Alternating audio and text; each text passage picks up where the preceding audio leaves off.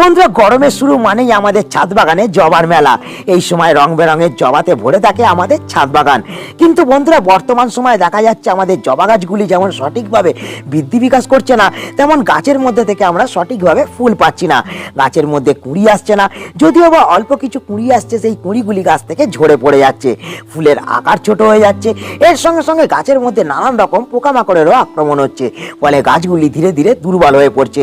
তো বন্ধুরা, এই সময় আমাদের জবা গাছগুলিকে সঠিকভাবে বৃদ্ধি করতে হলে, জবা গাছ থেকে প্রচুর পরিমাণে ফুল পেতে হলে, জবা গাছের কুঁড়ি ঝরাকে বন্ধ করতে হলে এবং জবা গাছ থেকে সঠিকভাবে পোকামাকড়কে দূর করতে হলে এই সময় আমাদের কিন্তু বিশেষ 3টি কাজকে করতে হবে এবং তার সঙ্গে সঙ্গে এই ঘরোয়া জিনিসটিকে আমাদের জবা গাছের মধ্যে ব্যবহার করতে হবে। তবে এই সময় আমাদের জবা গাছগুলি থেমে যাওয়া গ্রোথকে যেমন আমরা পুনরায় শুরু করতে পারবো, তেমন গাছ থেকে আমরা প্রচুর পরিমাণে ফুল পাবো। গাছের পাতা হলুদ হয়ে যাওয়া, গাছের কুঁড়ি ঝরা পড়াকে আমরা কিন্তু বন্ধ করতে পারবো। তো কোন কোন কাজ আমাদের করতে হবে সেটা জানতে হলে ভিডিওটা শুরু থেকে শেষ পর্যন্ত দেখো এবং অবশ্যই ভিডিওটাকে একটা লাইক করে দাও। যারা নতুন বন্ধু, চ্যানেলে প্রথম, অবশ্যই কিন্তু চ্যানেলটা সাবস্ক্রাইব করে রাখো। তো বন্ধুরা, প্রথমেই আমি আমার জবা গাছগুলোকে তোমাদের দেখাই। দেখো, তোমরা দেখতে পাচ্ছ এই জবা গাছগুলোকেই কিন্তু আমি কিছুদিন আগে তোমাদেরকে দেখিয়েছিলাম এবং বলেছিলাম যে আমার প্রত্যেকটা জবা গাছে কিন্তু প্রচুর পরিমাণে কুঁড়ি আসছে, কিন্তু কুঁড়িগুলি প্রত্যেকটাই কিন্তু ড্রপ হয়ে যাচ্ছে। কিন্তু বন্ধুরা দেখো, কিছুদিনের মধ্যেই আমি প্রত্যেকটা জবা গাছে কিন্তু ম্যাক্সিমাম সংখ্যায় ফুলকে আনতে পেরেছি। প্রত্যেকটা গাছের গ্রোথ যেমন সঠিক আছে এবং তার সঙ্গে সঙ্গে গাছের মধ্যে তোমরা অসংখ্য সংখ্যায় ফুলকে লক্ষ্য করতে পারছো।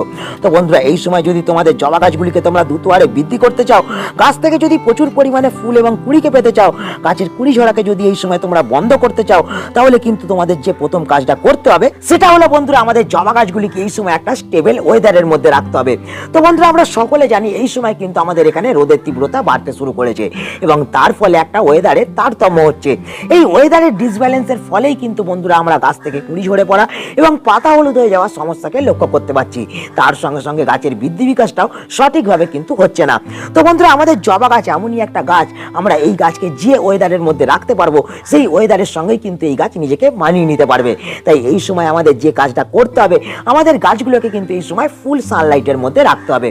এই ফুল সানলাইটকে যদি আমাদের এই গাছ মানিয়ে নিতে পারে, ওই ফুল সানলাইটকে যদি এই সময় সহ্য করে নিতে পারে বন্ধুরা, তাহলে এই রকম ভাবে তোমরা প্রত্যেকটা গাছ থেকে প্রচুর পরিমাণে ফুল পাবে এবং প্রত্যেকটা গাছে তোমরা অসংখ্য সংখ্যায় কিন্তু কুঁড়িকে আনতে পারবে। সারা গ্রীষ্মকাল জুড়ে তোমাদের গাছ যেমন দ্রুত হারে বৃদ্ধি বিকাশ করবে, গাছের মধ্যে কিন্তু এই রোদ্দুর লাগার ফলে একটিও পোকামাকড় গাছের মধ্যে কিন্তু থাকবে না। তো এই কাজটাকে যদি আমরা প্রথমে করতে পারি বন্ধুরা, তাহলে আমাদের প্রত্যেকটা গাছ থেকে কিন্তু সারা গ্রীষ্মকাল জুড়ে আমরা কিন্তু ফুল পাবো এবং গাছগুলোকে আমরা কিন্তু সুস্থ রাখতে পারবো। কিন্তু বন্ধুরা, আমাদের জবা গাছগুলি এই সময় রোদে রাখার ফলে যে সমস্যাটাকে আমরা লক্ষ্য করতে পারি সেটা হচ্ছে গাছের পাতাগুলো কিন্তু রোদের তীব্রতার কারণে ঝিমিয়ে পড়তে আরম্ভ করে, গাছের মাটি ঘন ঘন শুকিয়ে যেতে আরম্ভ করে। সেক্ষেত্রেও কিন্তু গাছের পাতা হলুদ হয়ে যায়, গাছের কুঁড়িগুলি গাছ থেকে ঝরে পড়ে যায়, গাছের ফুলগুলি সঠিকভাবে ফুটতে চায় না। তো এক্ষেত্রে আমাদের 2 নম্বর যে কাজটা করতে হবে বন্ধুরা, আমাদের গাছগুলো রোদে রাখার পাশাপাশি আমাদের গাছের মাটিতে কিন্তু পর্যাপ্ত পরিমাণে জলকে প্রয়োগ করতে হবে। এই রোদের তীব্রতার ফলে যাতে গাছের মাটি এই সময় শুকিয়ে না যায়, সেটা কিন্তু আমাদের অতি অবশ্যই খেয়াল রাখতে হবে। তোমরা দেখতে পাচ্ছ আমার গাছের মাটিটা কিন্তু ময়েশ্চার ভাব আছে। এই রকম ভাবে যদি আমরা এই গ্রীষ্মকাল জুড়ে গাছের মাটিকে ময়েশ্চার রাখতে পারি, তাহলে কিন্তু আমাদের গাছগুলো সঠিকভাবে বৃদ্ধি বিকাশ করতে পারবে। গাছ থেকে আমরা প্রচুর পরিমাণে ফুল পাবো। গাছের ফুলের আকার যে ছোট হয়ে যাচ্ছে, সেই সমস্যাটা কিন্তু তোমরা লক্ষ্য করতে পারবে না। কিন্তু বন্ধুরা, অনেকে আমরা যে ভুলটা করি, আমরা গাছের মাটিতে কিন্তু ঘন ঘন জলকে প্রয়োগ করি। সেটাও কিন্তু বন্ধুরা করলে হবে না। আমাদের এই গাছ যেমন অতিরিক্ত জলকে পছন্দ করে না, তেমন কম জল প্রয়োগ করাকেও কিন্তু এই জবা গাছ একেবারেই পছন্দ করে না। সেক্ষেত্রে আমাদের কিন্তু বুঝে বুঝে গাছের মাটিতে জল প্রয়োগ করতে হবে। কিন্তু বন্ধুরা, অনেক সময় দেখা যায় আমরা ভুলবশত জল প্রয়োগ করার ফলে বা আবহাওয়ার একটুখানি ড্রিম হয়ে যাওয়ার ফলে আমাদের গাছের মাটি কিন্তু এই সময় চট করে শুকায় না। তো সেক্ষেত্রে যেটা হয়, গাছের মাটিতে কিন্তু এই সময় ফাঙ্গাসের সৃষ্টি হয়ে যায়। তার ফলেও কিন্তু গাছ সঠিকভাবে বৃদ্ধি বিকাশ করতে পারে না। গাছের পাতাগুলো কিন্তু হলুদ হয়ে ঝরতে থাকে, গাছের কুঁড়িগুলো কিন্তু ড্রপ হয়ে যায়। তো সেক্ষেত্রে আমাদের যেটা করতে হবে বন্ধুরা, এই সময় আমাদের গাছের মাটির মধ্যে যেমন সঠিকভাবে জল প্রয়োগ করতে হবে, তেমন কিন্তু গাছের মাটির মধ্যে আমাদের এই জিনিসটাকে প্রয়োগ করতে হবে। তো বন্ধুরা, এটা হচ্ছে হলুদ, যা আমাদের প্রত্যেকের রান্নাঘরে থাকে। আমরা যদি প্রত্যেক সপ্তাহে একবার করে আমাদের জবা গাছের মাটির মধ্যে 1 চামচ করে এই হলুদকে ছড়িয়ে দিতে পারি, তাহলে কিন্তু আমাদের গাছের মাটিতে কখনোই কিন্তু ফাঙ্গাস সৃষ্টি হবে না, এবং তার সঙ্গে সঙ্গে আমরা গাছ থেকে প্রচুর পরিমাণে ফুল পাবো। যতই আমাদের ওয়েদার ড্রিম থাকুক না কেন, গাছের মাটি একটু ভিজে থাকুক না কেন, গাছের কোনো ধরনের কিন্তু সমস্যা হবে না। তো এই হলুদরা প্রয়োগ করে দেওয়ার পর বন্ধুরা সুন্দর করে তোমরা মাটির সঙ্গে হলুদরা মিশিয়ে দেবে এবং গাছের মধ্যে কিন্তু তোমরা অল্প করে জল প্রয়োগ করে দেবে। সেক্ষেত্রে কিন্তু গাছ সুস্থ থাকবে এবং প্রত্যেকটা গাছ থেকে আমরা সারা গ্রীষ্মকাল জুড়ে কিন্তু প্রচুর পরিমাণে ফুল পেতে পারবো এবং গাছের মাটির মধ্যে ফাঙ্গাস কখনোই কিন্তু সৃষ্টি হবে না। তো বন্ধুরা এরপর যে 3 নম্বর বিষয়টা নিয়ে আমরা কথা বলবো সেটা হচ্ছে জবা গাছের মধ্যে খাবার প্রয়োগ। এই সময় আমরা জবা গাছের মধ্যে কোন ধরনের খাবারকে প্রয়োগ করব?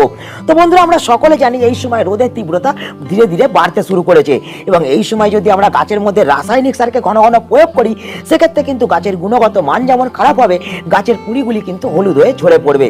গাছ ধীরে ধীরে এই পোকার গরমে কিন্তু মারা যেতে শুরু করবে। তাই এই সময় আমরা রাসায়নিক সারকে যদি অ্যাভয়েড করে ঘরোয়া কিছু সারকে প্রয়োগ করতে পারি, যেমন আমাদের গাছের গুণগত মান ঠিক থাকবে, তেমন গাছ থেকে আমরা প্রচুর পরিমাণে ফুল পেতে পারবো। এই তপ্ত গ্রীষ্মে আমাদের গাছগুলোকে আমরা কিন্তু সুস্থ রাখতে পারবো। তোমরা আমাকে অনেকে জিজ্ঞেস করেছো যে এই সময় কি তোমরা সর্ষের খোলকে ব্যবহার করতে পারবে? না বন্ধুরা, সর্ষের খোলের মধ্যে কিন্তু প্রচুর পরিমাণে নাইট্রোজেন থাকে আর এই নাইট্রোজেন কিন্তু গাছকে গরম করে তোলে। এই সময় যেটা আমাদের করতে হবে, আমাদের গাছগুলোকে এই সময় ঠান্ডা রাখতে হবে এবং গাছ থেকে প্রচুর পরিমাণে আমাদের ফুলও পেতে হবে। তাই এই সময় যদি এইসব সারকে প্রয়োগ না করে আমরা ঘরোয়া কিছু সারকে প্রয়োগ করতে পারি, সেক্ষেত্রে কিন্তু সুন্দর বেনিফিট আমরা লক্ষ্য করতে পারবো। তো কোন ধরনের সারকে প্রয়োগ করব? তো বন্ধুরা আমার হাতে যে জিনিসটা তোমরা দেখতে পাচ্ছ, এই জিনিসটা কিন্তু আমরা সকলে চিনি এবং প্রত্যেকের রান্নাঘরে কিন্তু এই জিনিসটা থেকেই থাকে। হ্যাঁ বন্ধুরা, রসুন। এই রসুন কিন্তু রূপচর্চা থেকে শুরু করে আমাদের বাগান পরিচর্যা সব বিষয় কিন্তু এক্সপার্ট। আমরা প্রত্যেকটা কাজে কিন্তু এই জিনিসটা ব্যবহার করে থাকি। তো বন্ধুরা এই রসুনকে যদি এই সময় আমরা গাছের মধ্যে প্রয়োগ করতে পারি, আমাদের গাছের গুণগত মান যেমন ঠিকঠাক থাকবে, গাছ কিন্তু এই সময় ঠান্ডা থাকবে। গাছের মধ্যে যেমন পোকামাকড়ের আক্রমণ হবে না, গাছের মাটির মধ্যে যেমন ফাঙ্গাসের আক্রমণ হবে না, তেমন গাছের মধ্যে আমরা প্রচুর পরিমাণে ফুলকে আনতে পারবো। যেসব গাছের মধ্যে তোমাদের কুঁড়ি ঝরে পড়ছে, যেসব গাছের পাতা হলুদ হয়ে যাচ্ছে, যেসব গাছ সঠিকভাবে বৃদ্ধি বিকাশ করতে পারছে না, সেই সব গাছের মধ্যে এই রসুন কিন্তু সুন্দরভাবে কাজ করতে পারবে।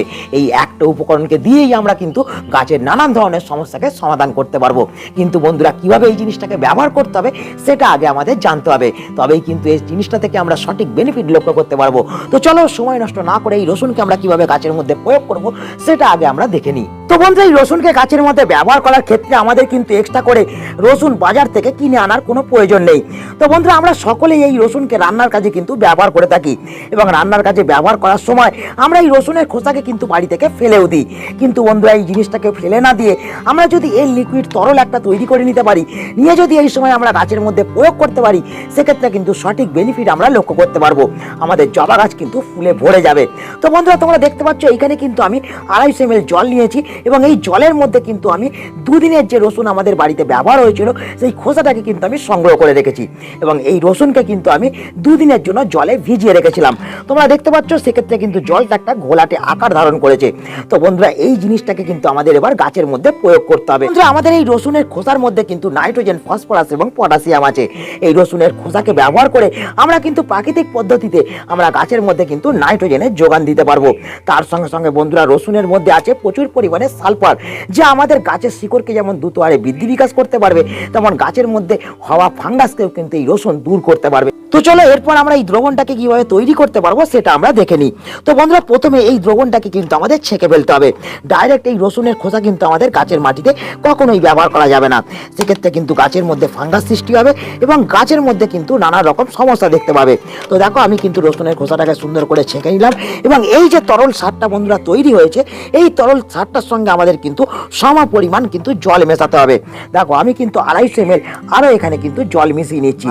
তো বন্ধু এই তরল সারটি আমাদের গাছের মাটিতে প্রয়োগ করার আগে আমাদের দুটো বিষয়কে ভালোভাবে মাথায় রাখতে হবে।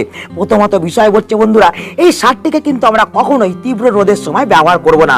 আমরা খুব সকালবেলায় না হলে বিকাল বেলাতেই কিন্তু গাছের মাটিতে এই সারটিকে ব্যবহার করতে পারবো। তার সাথে সাথে বন্ধুরা এই সারটিকে আমাদের গাছের মাটি যখন ভিজে থাকবে সেই অবস্থায় কিন্তু ব্যবহার করা যাবে না। গাছের মাটি যখন ময়েশ্চার থেকে একটু শুকিয়ে শুকিয়ে আসবে তখন কিন্তু আমাদের এই সারটিকে গাছের মাটিতে প্রয়োগ করতে হবে। তবেই কিন্তু আমরা এর থেকে সুন্দর বেনিফিট লক্ষ্য করতে পারবো এবং এই সারটি প্রয়োগ করার 7 দিন পর পর্যন্ত আমাদের আর কোনো ধরনের সার গাছের মাটিতে কিন্তু ব্যবহার করা যাবে না। তো চলো বন্ধুরা এই সারটির বিষয়ে তো আমরা জেনে নিলাম, এরপর কতটা পরিমাণে প্রয়োগ করতে হবে সেটা আমাদের জানতে হবে।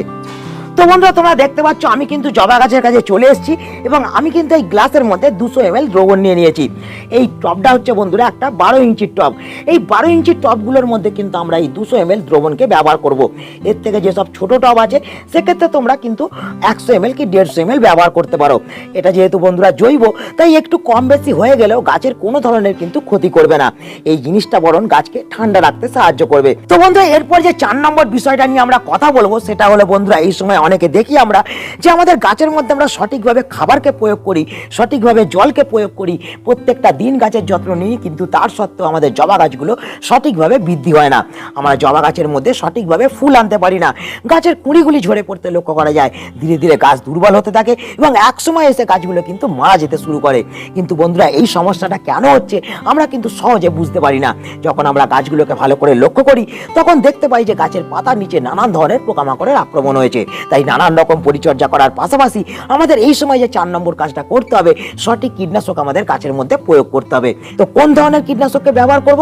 তো বন্ধুরা আমার হাতে যে কীটনাশকটা তোমরা দেখতে পাচ্ছ এই জৈব ঘরোয়া কীটনাশকটাই কিন্তু আমরা এই সময় জবা গাছের মধ্যে প্রয়োগ করতে পারবো। তো বন্ধুরা এই কীটনাশকটা কিন্তু আমি রসুন দিয়ে তৈরি করেছি এবং আমরা সকলে জানি রসুনের মধ্যে কিন্তু প্রচুর পরিমাণে সালফার থাকে। সালফার যেমন মাটি থেকে ফাঙ্গাসকে দূর করতে পারবে, তেমন সালফার কিন্তু গাছ থেকে পোকামাকড়কেও দূর করতে পারবে। আমরা এই রসুনকে যদি সঠিকভাবে গাছের মধ্যে প্রয়োগ করতে পারি তাহলে অতি সহজে কোনো খাটুনি ছাড়া আমরা গাছ থেকে সমস্ত ধরনের পোকামাকড়কে কিন্তু দূর করতে পারবো। কিন্তু বন্ধুরা কিভাবে এই কীটনাশকটা আমরা তৈরি করব সেটা আগে আমাদের জানতে হবে। তো চলো সময় নষ্ট না করে এই রসুন দিয়ে কিভাবে আমরা সঠিক কীটনাশক একটা তৈরি করবো এই সময় সেটা আমরা দেখে নিই। তো বন্ধুরা এই সময় আমাদের জবা গাছের জন্য যে রসুন দিয়ে কীটনাশকটা আমাদের তৈরি করতে হবে সেটা দেখো বন্ধুরা আমি তৈরি করে রেখেছি এবং তোমরা দেখতে পাচ্ছ আমি কিন্তু পাত্রটাকে চাপা দিয়ে রেখেছি। তো বন্ধুরা এই চাপা দেওয়ার কারণ হচ্ছে আমাদের এই রসুনের মধ্যে কিন্তু সালফার থাকে এবং সালফার উবে যেতেও শুরু করে। তো সেক্ষেত্রে যাতে সালফারটা উবে না যায় বা সঠিকভাবে যাতে রসুনের ঝাঁঝটা এই পাত্রের জলের মধ্যে থাকে, সেই জন্যই কিন্তু আমাদের এই কীটনাশকটা তৈরি করার সময় আমাদের কিন্তু চাপা দিয়ে রাখতে হবে। তো দেখো আমি চাপাটা এবার খুললাম, এই দেখতে পাচ্ছ জলটা কিন্তু বন্ধুরা ঘোলাটে হয়ে গেছে। এই কীটনাশকটা তোমাদের কিন্তু 24 ঘন্টা রেখে দিতে হবে। এখানে দেখো বন্ধুরা আমি 500 ml জল নিয়েছি এবং এই কীটনাশকটা তৈরি করতে গেলে তোমাদের কিন্তু 500 ml জলের জন্য 5টা এরকম বড় বড় রসুনের খোসাকে থেতো করে কিন্তু 24 ঘন্টা ভিজিয়ে রাখতে হবে, যেটা আমি রেখেছি। দেখো এই জিনিসটাকে বন্ধুরা আমাদের কিন্তু এই সময় গাছের মধ্যে প্রয়োগ করতে হবে। কিন্তু বন্ধুরা এই জলের সঙ্গে কিন্তু আমাদের আর কোনো ধরনের প্লেন জলকে কিন্তু অ্যাড করলে চলবে না। সেক্ষেত্রে কিন্তু এর কার্যকারিতা কিন্তু নষ্ট হয়ে যাবে বা এর কার্যকারিতা কমে যাবে। কিন্তু বন্ধুরা তোমরা অনেকে বলতে পারো যে এই জৈব কীটনাশকটা দিয়ে কি আমরা সমস্ত ধরনের পোকামাকড় গাছ থেকে দূর করতে পারবো? তো বন্ধুরা হ্যাঁ, আমরা সমস্ত ধরনের পোকামাকড়কে কিন্তু এই জৈব কীটনাশকটা দিয়ে দূর করতে পারবো, কিন্তু একবার প্রয়োগ করে কিন্তু এর থেকে তোমরা সঠিক বেনিফিট নাও পেতে পারো। সেক্ষেত্রে কিন্তু তোমাদের প্রত্যেক 3 দিন অন্তর অন্তর তোমাদের কিন্তু ব্যবহার করে যেতে হবে। এটা যেহেতু বন্ধুরা জৈব কীটনাশক, আমরা যদি 3 দিন অন্তর অন্তর ব্যবহার করি গাছের মধ্যে তাহলেও কিন্তু গাছের কোনো ধরনের ক্ষতি হবে না। তো বন্ধুরা চলো এরপর আমরা এই দ্রবণটাকে স্প্রেয়ারের মধ্যে ভরে নিয়ে আমরা গাছের মধ্যে কিভাবে স্প্রে করছি এবং এই কীটনাশকটা গাছের মধ্যে স্প্রে করার জন্য কোন কোন সতর্কতা আমাদের অবলম্বন করতে হবে সেটা আমরা জেনে নিই। তো বন্ধুরা তোমরা দেখতে পাচ্ছ আমি এই সালফার মিশ্রিত জলটা বা রসুন দিয়ে তৈরি করা কীটনাশকটা কিন্তু গাছের মধ্যে স্প্রে করছি।